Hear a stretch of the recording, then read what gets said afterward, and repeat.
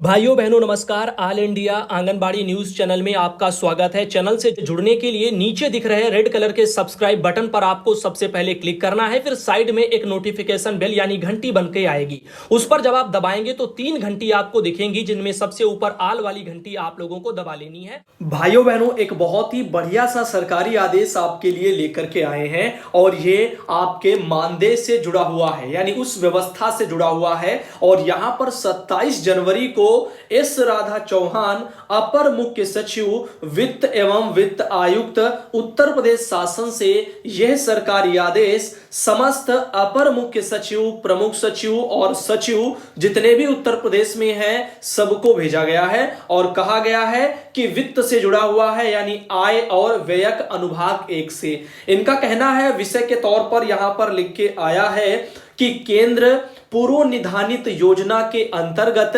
PFMS के SNA module के माध्यम से कार्मिकों के वेतन के भुगतान में आ रही कठिनाइयों के संबंध में। तो आइए विस्तार से देखते हैं कि इसमें और क्या लिख करके दिया गया है, यानी मेन समस्या क्या है। इनका कहना है, महोदय, पीएफएमएस डिवीजन व्यय विभाग, वित्त मंत्रालय, भारत सरकार के पत्र दिनांक 23 मार्च 2021 के द्वारा राज्य में संचालित केंद्र पूर्व निधानित योजना को पीएफएमएस के अंतर्गत एसएनए मॉड्यूल के माध्यम से क्रियान्वित किए जाने के संबंध में दिशा निर्देश जारी किए गए हैं। यह संज्ञान में आया है कि पीएफएमएस के एसएनए मॉड्यूल में वेतन से संबंधित जो कटौतियां हैं उनके लिए कोई व्यवस्था न होने के कारण केंद्र पूर्व निधानित योजनाओं जिसमें वेतन से संबंधित मद सम्मिलित हैं उसमें कर्मचारियों के एनपीएस आदि की कटौतियों में समस्या आ रही है। तो दूसरा पॉइंट है कि उपरोक्त के संबंध में मुझे यह कहने का निर्देश हुआ है कि पीएफएमएस के एसएनए मॉड्यूल में वेतन से संबंधित कटौतियों की व्यवस्था होने तक ऐसी केंद्र पूर्व निधानित योजनाओं जिनमें कार्मिकों के वेतन मदों की बजट व्यवस्था निहित है उनके कार्मिकों के वेतन का आहरण कोषागार के माध्यम से किया जाए। भगवदिया एस राधा चौहान, अपर मुख्य सचिव वित्त विभाग से ये एक लेटर जारी हुआ है। हमारे पास शोभा रानी बहन ने भेजा है और ये मेरठ जिले से आती हैं। बहन को धन्यवाद इतनी महत्वपूर्ण जानकारी भेजने के लिए। तो इसीलिए कुछ यहां पर लेट लतीफी चल रही है। बाकी उत्तर प्रदेश में जो मानदेय है वो 4-5 दिनों में आपके अकाउंट में लग जाएगा।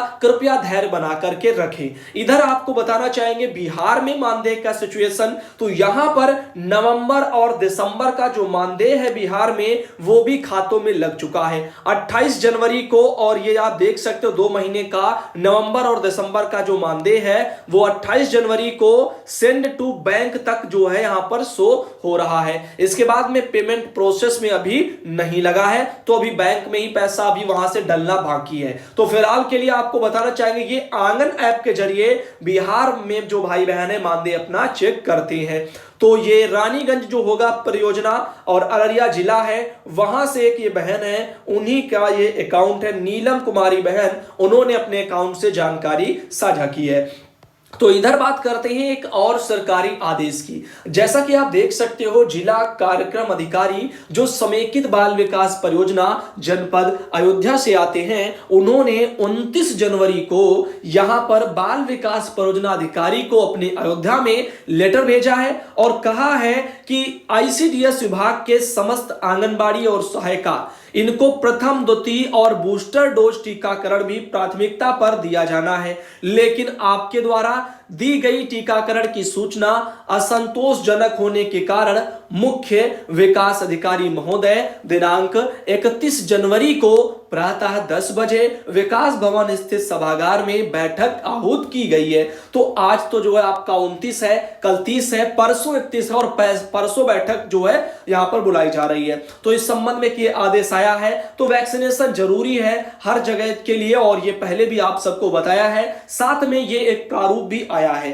आंगनबाड़ी मिनी और जो सहायिका हैं उनको कोविड-19 टीकाकरण का विवरण इस पर जो है भर करके जाएगा। क्रम संख्या का कॉलम परियोजना के नाम का, ग्राम पंचायत और वार्ड के नाम का, आंगनबाड़ी केंद्र के नाम का, आंगनबाड़ी कार्यकर्ती, मिनी सहायिका जो भी है उनके नाम का, मोबाइल नंबर का, प्रथम डोज की तिथि, द्वितीय डोज की तिथि और बूस्टर डोज की तिथि। तो तीनों जो है यहां पर कोरोना वैक्सीन की खुराकों के संबंध में यह प्रारूप भर करके जा रहा है। इधर बात करते हैं, सुनीता बहन आती है अयोध्या से और बहन ने ही जानकारी भेजी है, तो बहन को एक बार दिल से धन्यवाद। इधर आपको बताना चाहेंगे बिहार की अगर खबरों पर आए तो बिहार सरकार से अभी एक ये लेटर जारी हुआ है, आप देख सकते हो, समाज कल्याण विभाग बिहार सरकार निदेशालय से लेटर जारी हुआ है। और यहां पर अगर आप देखें तो 19 जनवरी को आंगनबाड़ी केंद्रों का निदेशक आईसीडीएस द्वारा आंगनबाड़ी केंद्रों की निरीक्षण टिप्पणी दी गई है। तो अगर यहां पर आपको बताएं पहली, तो उसमें लिखा है कि 19 जनवरी को 10:20 पर पूर्वाहन में बाल विकास परियोजना नौबतपुर यानी पटना के अंतर्गत आंगनबाड़ी केंद्र नौबतपुर बाजार कोड 128 का औचक निरीक्षण किया गया। निरीक्षण के दौरान केंद्र बंद पाया गया। पूछताछ करने के पश्चात आंगनबाड़ी सेविका केंद्र पर उपस्थित हुई। इस तरह से जो है यहां पर ये एक जानकारी आई। एक और लिखा हुआ है, केंद्र की सेविका द्वारा बताया गया कि केंद्र का संचालन 12 बजे से 2 बजे तक करने के निर्देश दिया गया है। बाल विकास अधिकारी से परीक्षा के दौरान उनके केंद्र पर संचालन के समय के संबंध में संतोषजनक जवाब नहीं दिया गया। जिला प्रोग्राम पदाधिकारी पटना द्वारा वार्तालाप के दौरान यह भी सूचित किया गया कि केंद्र संचालन निदेशालय द्वारा निर्गत आदेश के आलोक में 10 बजे से लेकर के 2 बजे अपराह्न तक संचालित किया जा रहा है। इसके अलावा एक ये भी है, इसमें लिखा है आंगनबाड़ी केंद्र की उपस्थिति पंजी एवं भौतिक जो स्थिति से स्पष्ट है कि आंगनबाड़ी केंद्र लंबे समय से बंद है। सेविका द्वारा भी यह स्वीकार किया गया कि गत 1 सप्ताह से वो केंद्र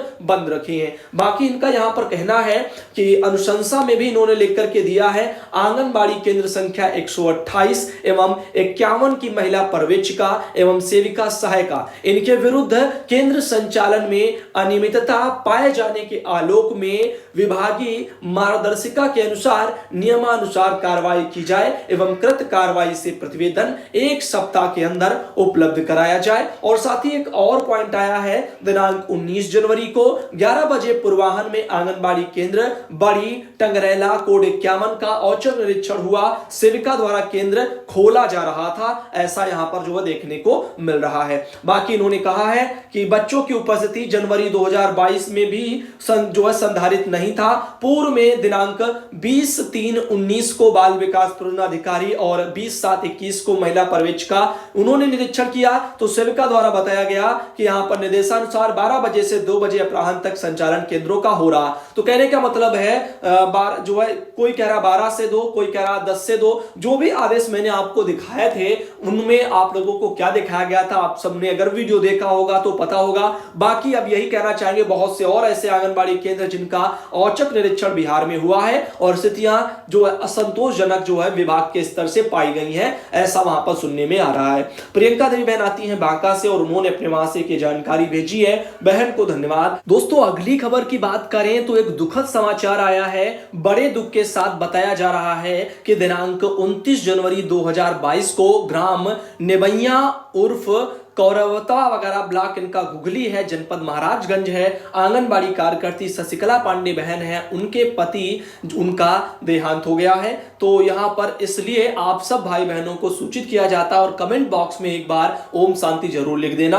अब चलते हैं आगे। माया देवी बहन ने जानकारी भेजी थी और जैसा कि आप देख सकते हो अगली जो खबर आ रही है, कल्याणी देवी बहन आती हैं बलरामपुर से।